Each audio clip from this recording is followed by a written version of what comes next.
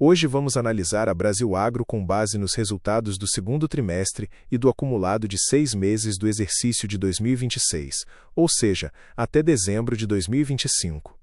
Lembrando que as empresas ligadas ao agro têm um calendário diferente que segue o ano safra. O recorte traz uma combinação de cenário de commodities misto, custos de insumos em alta e um resultado que volta ao prejuízo após um ano beneficiado por venda de fazenda. A ideia é conectar a operação, estratégia de portfólio de terras, gestão de risco e impacto na tese de investimento. Bem-vindo ao canal Tese de Investimento. Este vídeo tem caráter exclusivamente educacional e não constitui recomendação de investimento. Nos 6 meses, a receita líquida soma R$ 470,3 milhões.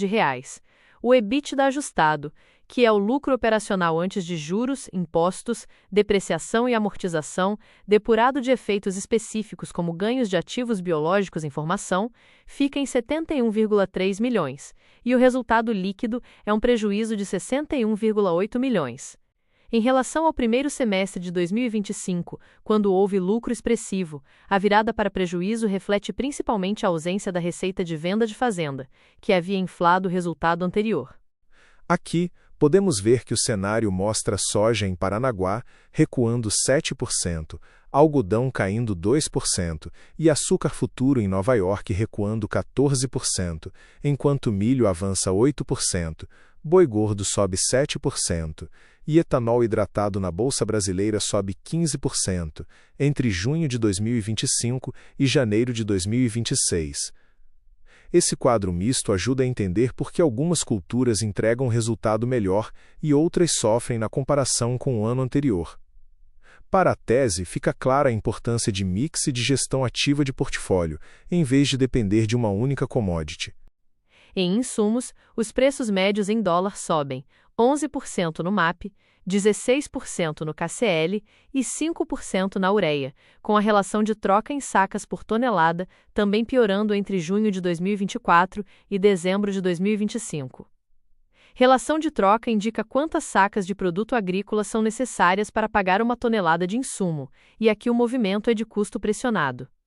Mesmo assim, a Brasil Agro já antecipou cerca de 97% das compras da safra, com 100% de NPK e nitrogenados e mais de 90% em defensivos e fosfatados, reduzindo o risco de novos choques de preço, sendo que as bolinhas marcam o ponto de compra.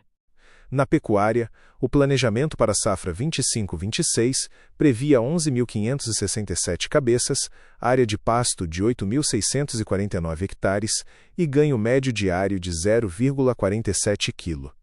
O realizado até 31 de dezembro mostra 10.529 cabeças, 8.526 hectares e ganho médio diário de 0,31 kg por animal. Esse indicador mede a eficiência da engorda e, apesar de escala e área próximas da meta, a produtividade abaixo do esperado tende a pressionar o retorno por hectare. Na cana, os hectares colhidos crescem 3% no total da safra, mas a produção em toneladas cai 15%. A produtividade por hectare recua 18% e o ATR, que mede o teor de açúcar, cai 6% na comparação entre as safras 2024 e 2025. O valor do ATR em reais por quilo sobe 5%, o que ajuda parcialmente, mas não compensa totalmente a perda de volume e eficiência.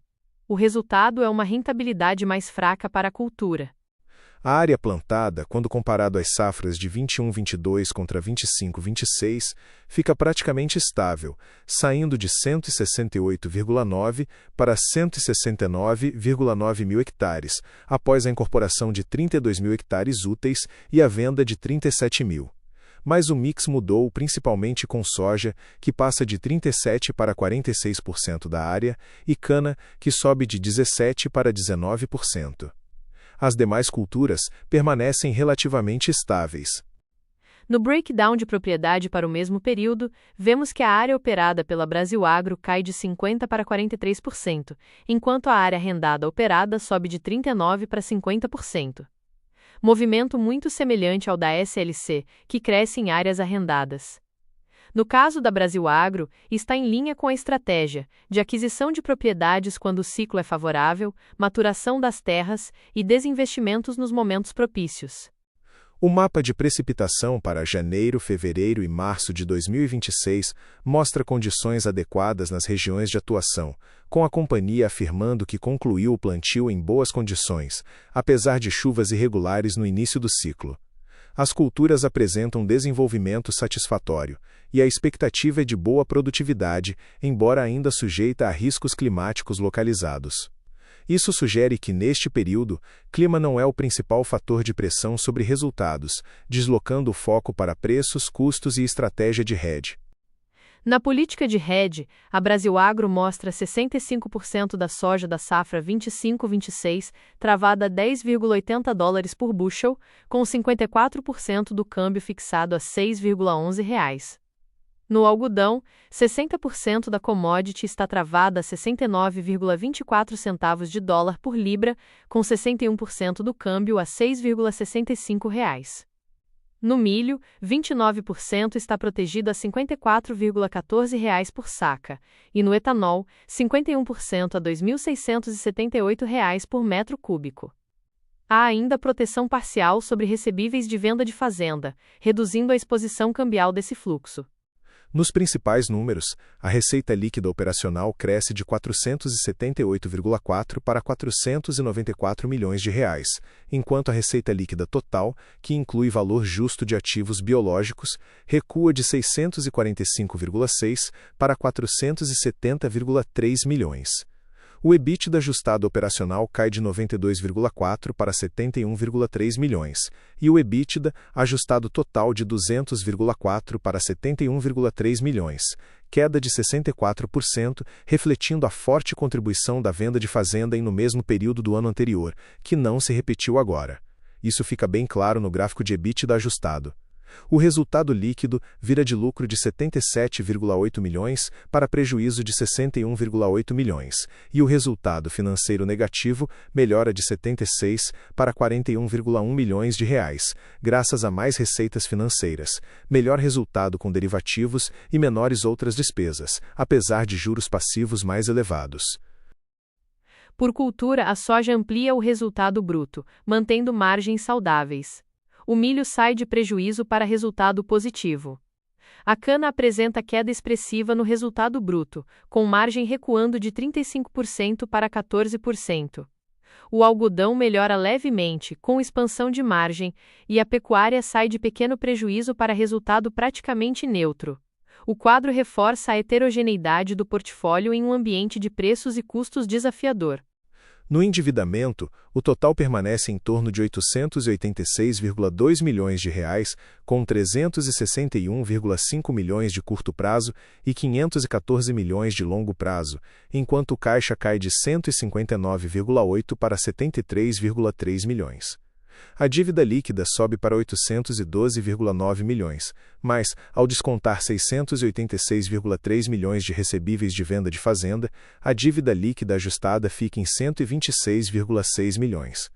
A dívida possui um custo médio de 94,12% do CDI e o indicador dívida líquida sobre EBITDA, ajustados dos últimos 12 meses, é de 0,92 vezes, mesmo com a queda do EBITDA.